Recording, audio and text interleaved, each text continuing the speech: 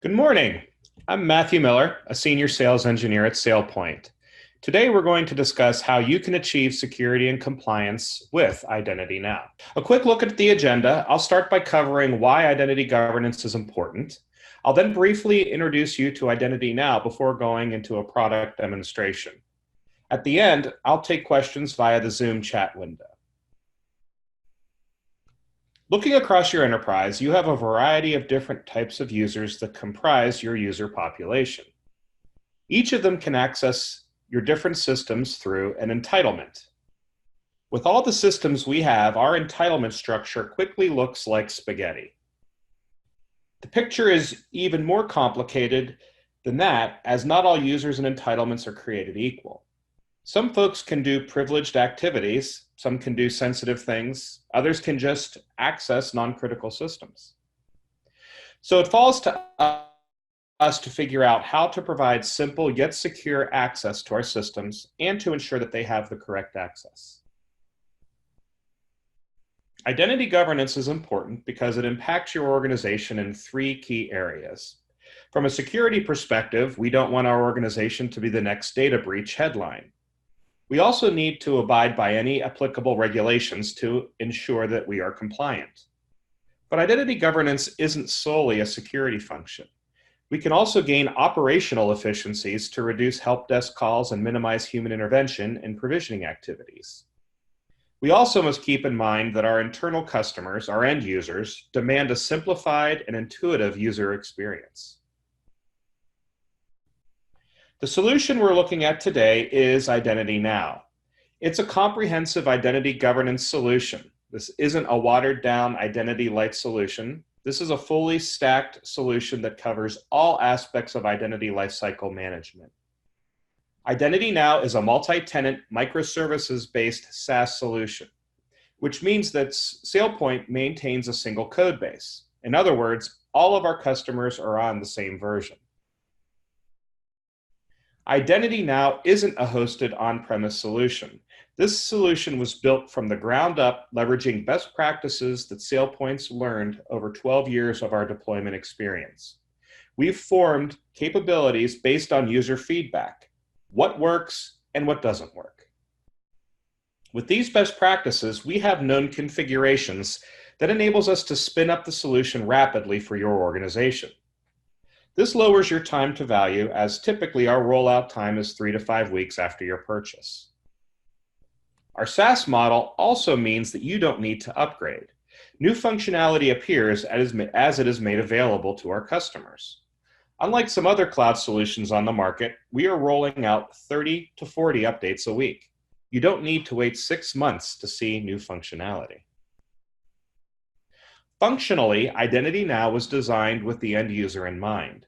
This is a self-service platform that makes complex identity governance and administration tasks understandable to your business users. And even though this is a SaaS solution, it manages your entire enterprise, on-premise and cloud applications. So this is a high-level conceptual view of IdentityNow. At the bottom is your enterprise. This represents all of your on-premise and cloud applications.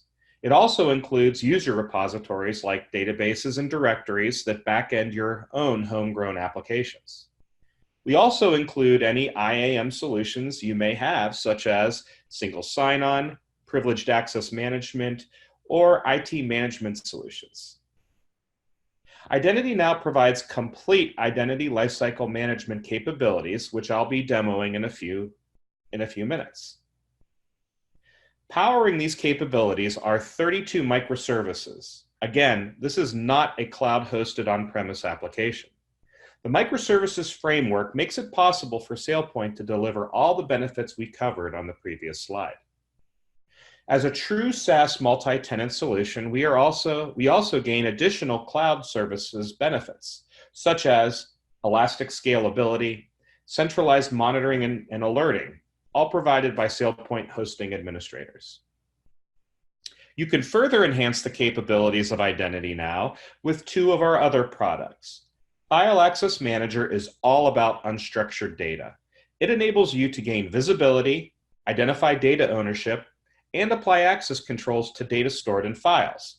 This extends the capabilities of IdentityNow to manage applications and data together. Identity AI provides intelligent insights into your IGA processes by providing certification recommendations based on our advanced machine learning algorithms and timeline-based views into your users and their access. SailPoint offers similar presentations and demos for these capabilities, and I recommend that you can check them out. The entry point into our solution is an integration framework made up of connectors, RESTful APIs, and deep product integrations. The glue connecting our solution to your enterprise is a secure gateway, a virtual appliance deployed within your infrastructure. The virtual appliance communicates to all the systems we'll be managing. Rather than dealing with complicated firewall rules, the virtual appliance only communicates outbound to IdentityNow using a patented approach called zero-knowledge encryption. So, without further ado, let's see it. So a little bit before our meeting, I created a new user, Brie Larson, in our HR system. IdentityNow automatically discovered that new user and started the onboarding provisioning process. I logged into IdentityNow and set up her profile. As you can see, I'm currently logged in as Brie Larson. A little bit about Brie. She is a full-time employee located in our Austin, Texas office. She's an inventory analyst 1 in our inventory department. And she is also currently reporting to Jerry Bennett. So these attributes were used to create Brie's identity cube, which is basically a profile with all of her attributes and all of her access privileges that we've provided. So for many organizations, it can take days, maybe even a week, to get new hires up to get the access that they need to be able to perform their jobs. IdentityNow is using these attributes, the full-time employee, location of Austin, title of inventory analyst 1, and being in the inventory department, to automatically grant birthright access on day 1. One of our customers realized a $1 million savings a year by using this type of automation to automate over 62,000 requests within their infrastructure. So let's take a look at Brie's access. So within her identity cube, we can see that she has multiple accounts that were created automatically. She has entitlements associated with those different accounts. These are things that she can do within the different endpoint systems. And you can see with Active Directory, that could be Active Directory groups. Within a database back-ended application, we can provide different group membership as well. The birthright roles that we've provided to her are again matched up to the attributes that she has. For example, full-time employee gives her the employee base access. Inventory Analyst 1 is based off of her title. And we can give geographic level access as well because she is located out of our Austin office. The flexibility of the rules we have associated with these roles can be tailored to whatever your business requirements are. Access profiles are more specific to an individual application, such as an Active Directory or our ERP database connection. Finally, we can just see at a high level the different accounts for the different endpoint systems we have. You can see that she has an employee network account, but she also has access to this operations employees application that's being given authorizations based on Active Directory group membership. So as you can see, the identity cube gives you a 360-degree view of an identity.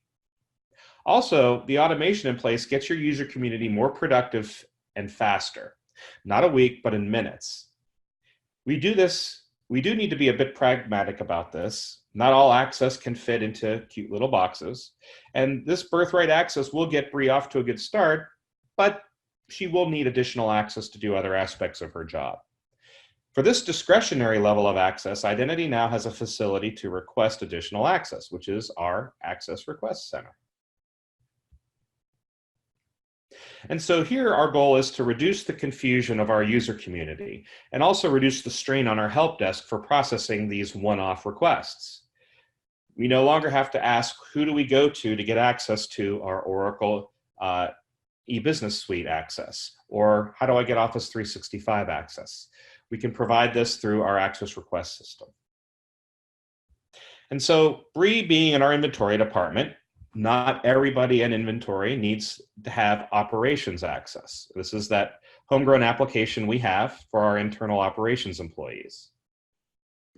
And so here I can request different levels of access within this particular application. Bree's been told that she does need to do some internal procurement activities. So I can go ahead and request this. You notice that I do, in this particular case, I do have to provide comments. For managers, we can have them give the capability of delegated requests so that they can request access for their subordinates.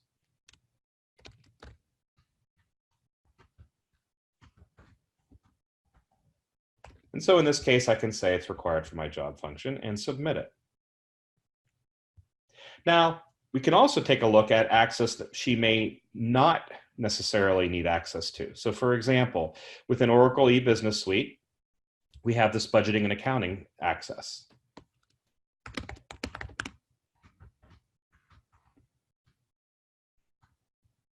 And we can provide a lame excuse here to show that through the approval workflows that are back-ending these particular access requests, that we can have somebody reject or approve the access depending upon her needs. We also can have access that spans multiple different applications. These are called roles. For example, we have this inventory planner role. In this case, we're not requiring any comments, and indeed, we're not going to have any approval workflow for this either.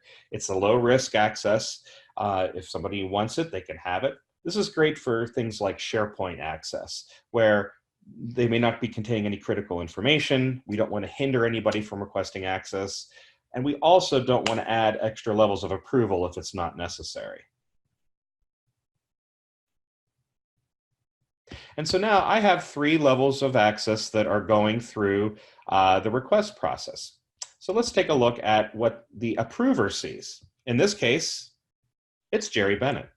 Jerry Bennett is her manager, so Jerry may get some approval workflows for Bree because of that management, but he's also an application owner, so he may have other approvals associated with that as well. So you can see within his approval workflow, he has 3 different activities he needs to do. We can see this budgeting and accounting system access, which I can click on, get a brief description of the information about it. The details provided are metadata around what this budget accounting system access or the application itself are. This is configurable as to what you would like to display. And for comments here, I can see that what her explanation is, she needs this access.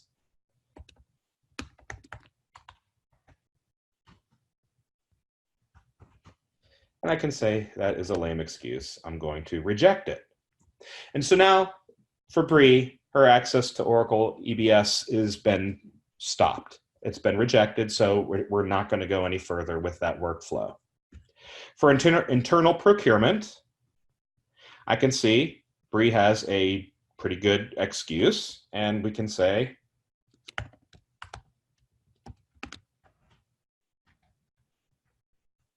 and I can approve that request.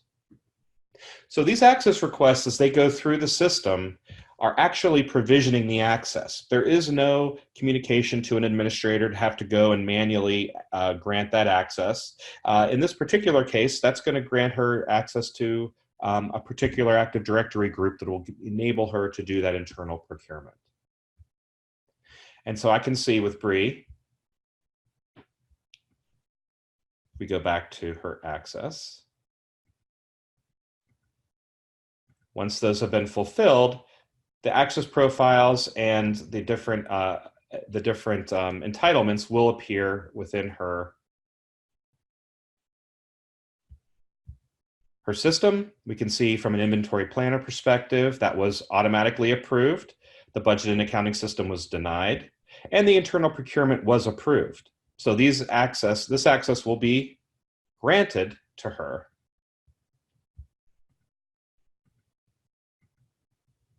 And it will take a few minutes for that to appear within her identity cube. And we can see here that that inventory planner was indeed provisioned and that she does now have that access. And she also has the internal procurement application access profile that she had requested successfully. So an important point here that I'm going to stop and talk about real quick is that transitioning from either a manual identity workflow or a legacy identity governance solution to a next generation solution like IdentityNow gives you an opportunity to review your business flows. Not all access needs to have approval workflows. The less human intervention, the faster users will get the access that they need. An interesting tidbit, 55% of respondents to our Market Pulse survey last year stated that the IT department can be a source of inconvenience to their organization. So business process reengineering is an effective way of making identity governance an enabler and a convenience to your end users, as well as being a great operational security function as well.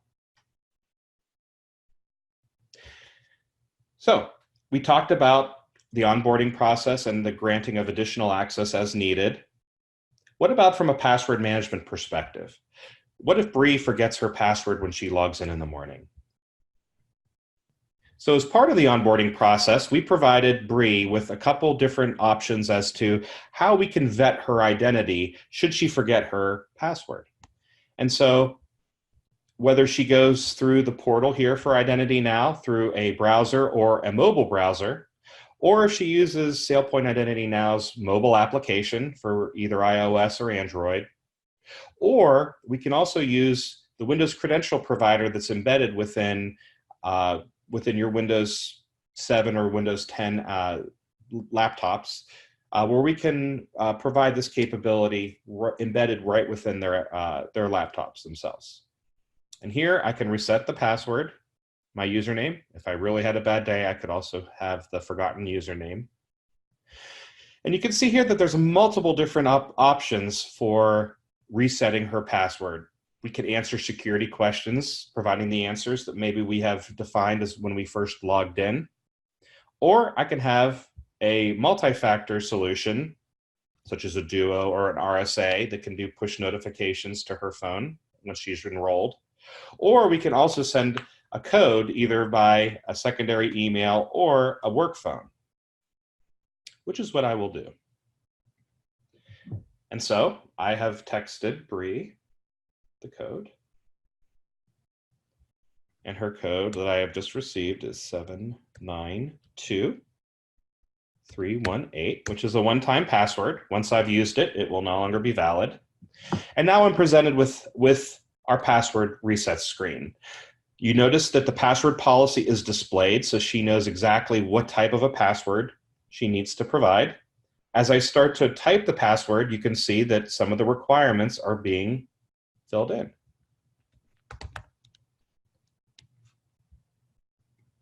And I can change her password. All the managed systems that SailPoint IdentityNow is managing can include password management as well. So once I change her password in this single location, it can then be synchronized across all of the different applications that she has access to. Active Directory, ERP, or other systems as well, such as Office 365, Salesforce. For systems such as a mainframe that may have different password requirements, we can have different synchronization associated with that, in which case she could change that particular password once she comes into IdentityNow.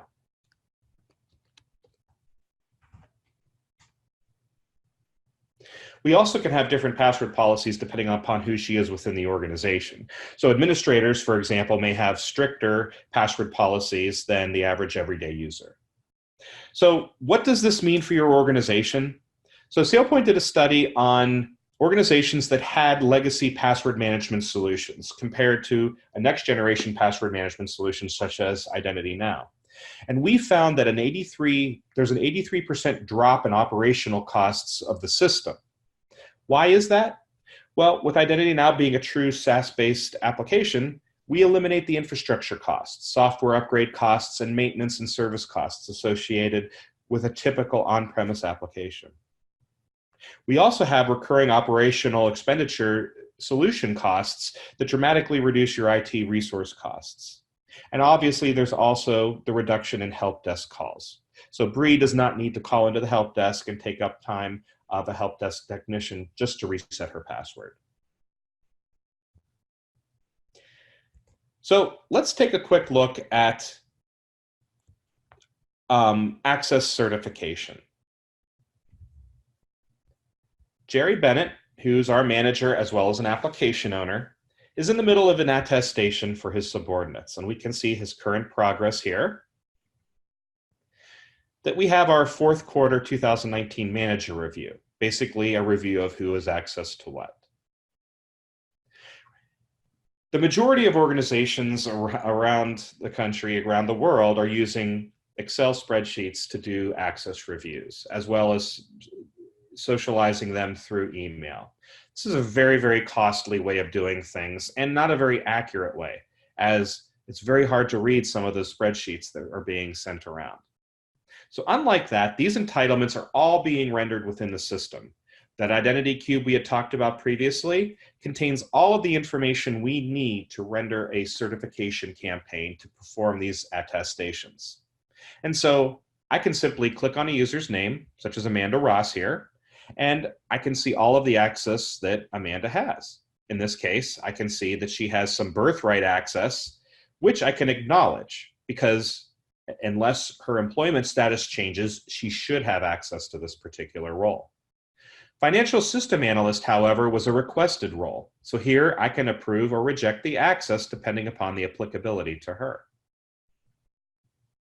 From an access profile perspective, I can see access down to particular sources, such as ServiceNow, Azure, or Salesforce.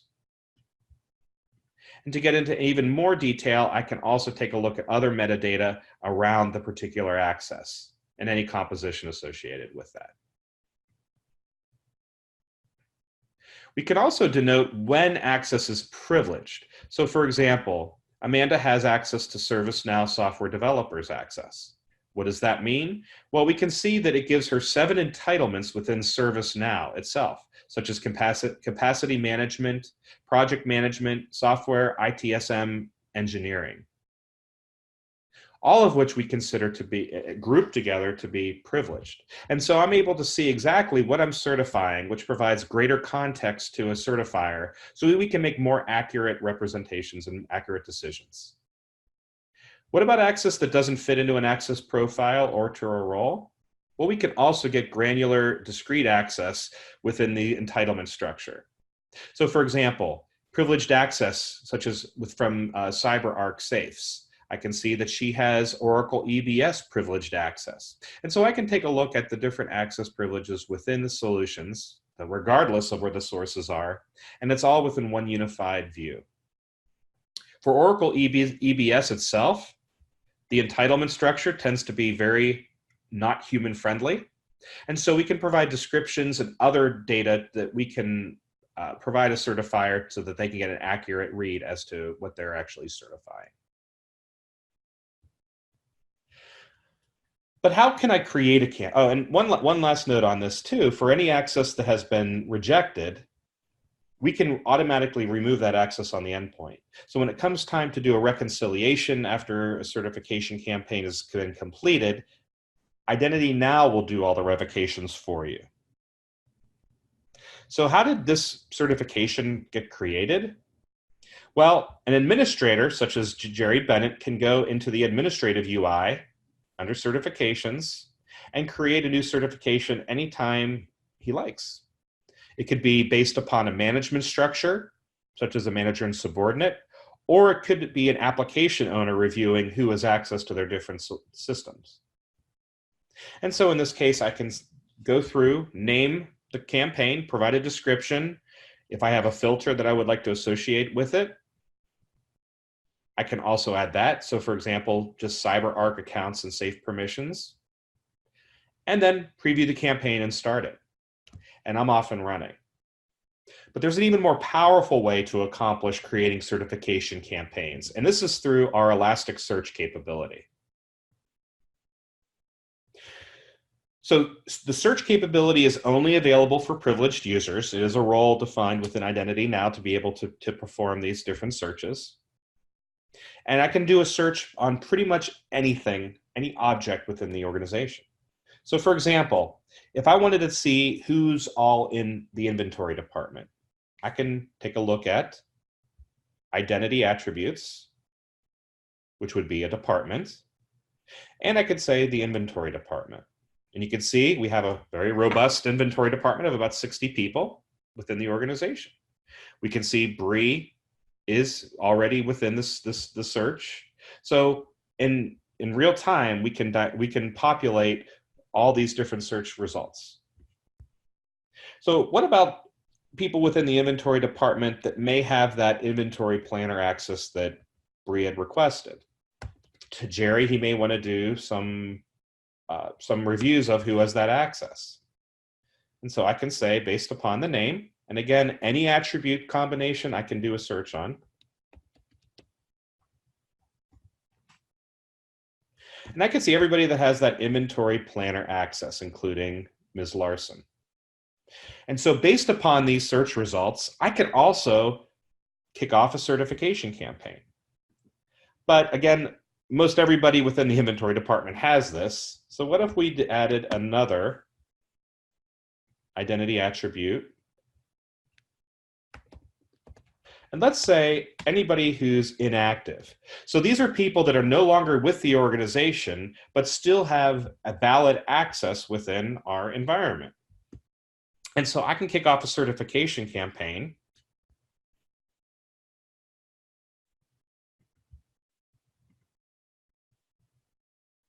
And I can say all of the different entitlements, access profiles, or the different roles associated with these different people. And let's say I'm interested in this logistics manager access profile. I may also be interested in, let's say, project management within ServiceNow. Or I may be interested in all ServiceNow access. So I can do a refined search and say all of the ServiceNow access. I can have either their managers review this, or in this case, I want, as the application owner, want to review it.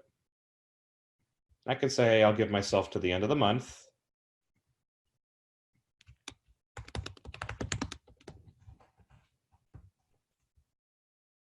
I could provide some tags. So maybe this is a SOX related review that I need to provide.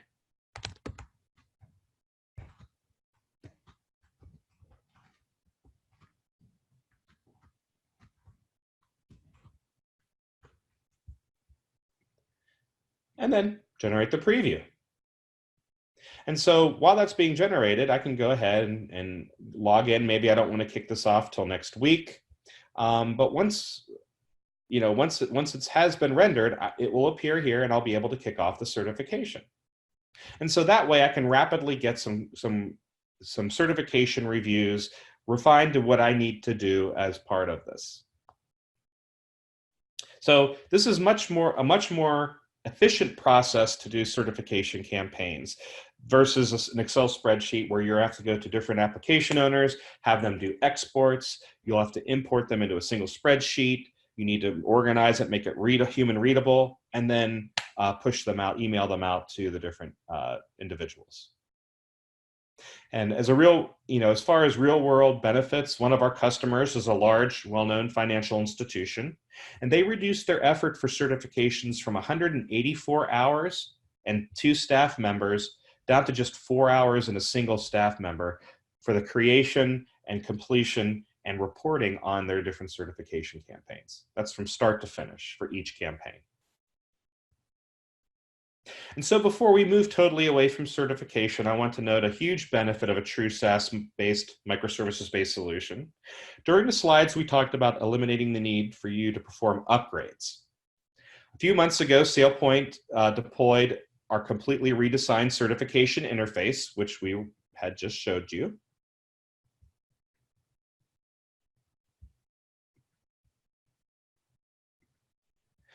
And so our customers didn't experience an outage during the upgrade to this new user interface. And in fact, they didn't need to do anything to get the new access or to get the new feature functionality. It would just appear the next day. So that's the beauty of microservices, that we can modify one service without affecting the whole of the solution. SailPoint communicates these new features well in advance of the deployment. Afterwards, if you're an administrator, you can see what's been deployed through a badge with the new product updates that have been recently reviewed. And as you can see, on Monday, we had password terms or password dictionary associated with our password reset. So our final use case today is separation of duties. As with certification campaigns, we can leverage the power of Elasticsearch for this. The classic example of a separation of duties role that we get all the time could be an accounting person that has accounts payable and accounts receivable access. And so as a quick search, I can have this come up right away, and I can see instantly that these two individuals have that access, that toxic access. And so I can create a certification campaign right from here to remediate that. But we also can do non-SOD policies, such as orphaned accounts. Orphaned accounts are active accounts within an application that are owned by an inactive user. Most commonly, these are terminated employees where deprovisioning activities have failed in the past. This is a huge risk factor as it opens your organization's attack surface. Scarily, 42% of respondents to a CIMARC international survey stated that those individuals didn't know how many orphan accounts exist in their infrastructure, and a further 30% said, and of that, 30% said they don't have a procedure in place to locate those orphaned accounts, even if they wanted to know them. So IdentityNow can help with this attack vector. And so I can have, for example, these are all of, actually, let me look at my orphan search. A saved search I have here, which shows that any inactive users with active accounts, or disabled equals false, accounts are rendered here. And so I can review these 23 users to see if there's any access that's residual or still out there. Create a certification campaign. But let's say this is something that I really want to know about on a periodic basis. So I can subscribe to this search, changing for my localized time zone. And let's say that I get in the morning at 6 o'clock and I leave at 6 o'clock. And so I want this report delivered to me and Alan, who may be one of my administrators. And so I can call it whatever I'd like.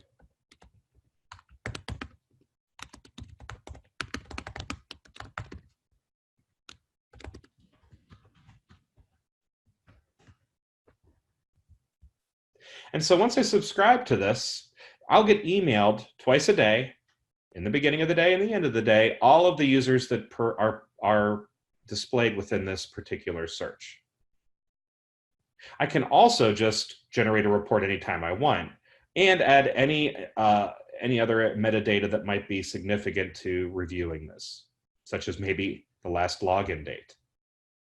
You can see a lot of these people haven't logged in for some time.